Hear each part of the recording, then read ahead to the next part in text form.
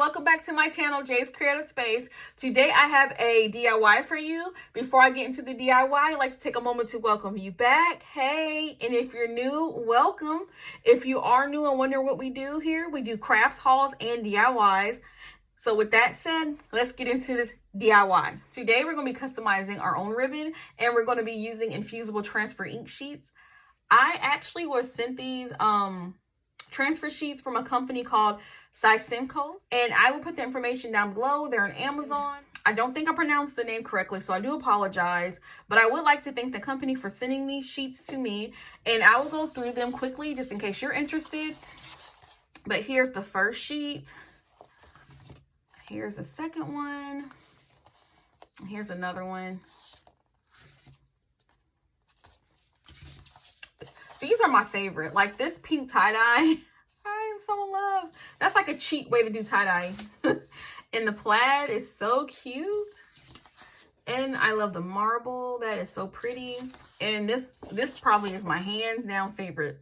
Like the glitter. I love that. Today I'm going to be making hair bows. I'm customizing the ribbon with the infusible ink transfer. She used infusible ink. It fuses with the fibers of the fabric when it gets heated up. So it's going to look like the ribbon was printed with that design on there. So let's just get started. So the first thing you want to do is cut your ribbon to the length that you need it to be. And also you want to heat seal the ends. And you just do that by taking a lighter to the end of your ribbon so that it won't fray. As you can see, this ribbon is already fraying. So I'm going to trim that up and heat seal it. Now that I have the ribbon cut and heat sealed, I'm going to move on to the fun part with the infusible ink transfer sheet. So just grab the sheet that you want to use, and today I want to use this print. So I'm going to completely cover this ribbon in this print. So I don't want that crease, that cutoff point right here to be on the end, because I don't want anybody to see that. So I'm just going to half my ribbon, and then I'm going to cut it like this. I'm going to cut my transfer sheet the width of my ribbon, and that was 1.5 inches. So now that I have my 2 strips, fold your ribbon in half, and you'll want to place the print side down onto your ribbon, and then we're going to iron it on. And you'll see why. And then you can actually go ahead and cut that too if you want. We don't need this extra, so we can cut this. So I'm just making sure that I have my transfer sheet the length of my ribbon, and it is. But we need to heat this, and if you have like a heat press, that would be good, or like those Cricut irons would work.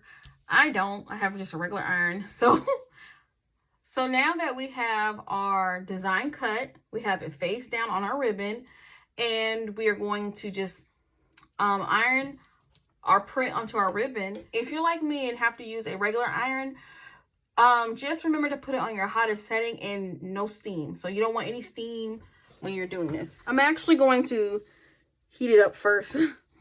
You want to apply a medium amount of pressure for about 30 to 40 seconds.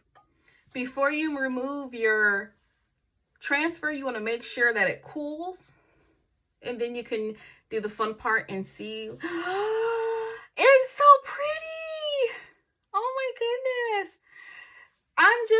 I guess because it looks so much like this is what the transfer sheet looked like, but this is what the print looks like. It looks so much more vibrant.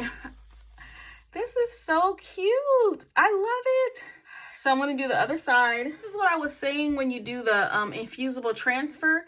The ink is actually infused into the fibers of the ribbon. So it's not like vinyl where it just sits on top. It's actually part of the ribbon now. Make sure that you use an old towel when you do this, or whatever your surface is, that it's nothing nice like this towel. I don't care if it gets messed up, because it's actually infused in with the towel as well. Love how it's turned out, and it looks so pretty, and I just love how it's just like a part of the ribbon. Like I literally made my own print ribbon.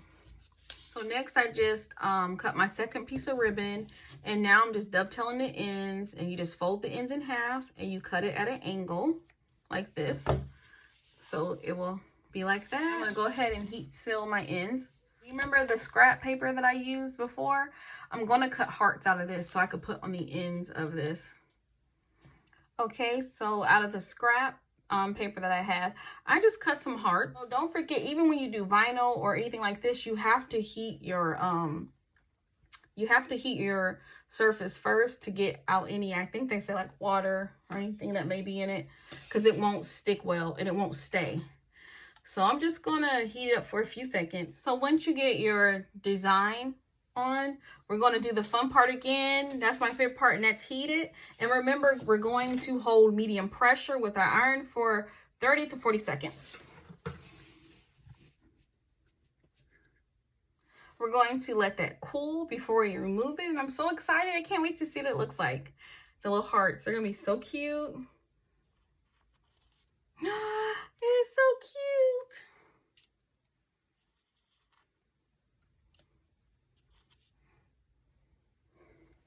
So now I'm just heating the other side.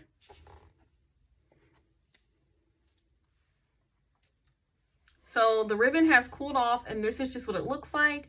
And as you can see, the difference between the infusible transfer ink sheets is that it's smooth and it's flat versus the vinyl sits on top of the ribbon. This infuses with the fibers of the ribbon, this print.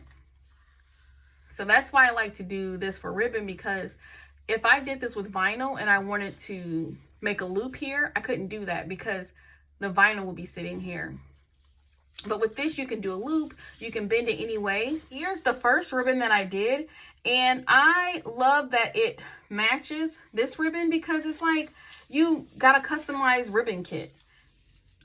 So here's my finished bow that I made using the infusible transfer paper, and you can see how smooth it transfers onto the ribbon. I love that about it. Like, the print is so pretty and vibrant, and it just looks so cute. And also I put ponytail holders on the back, and I always use 2 because I just like them to be thicker.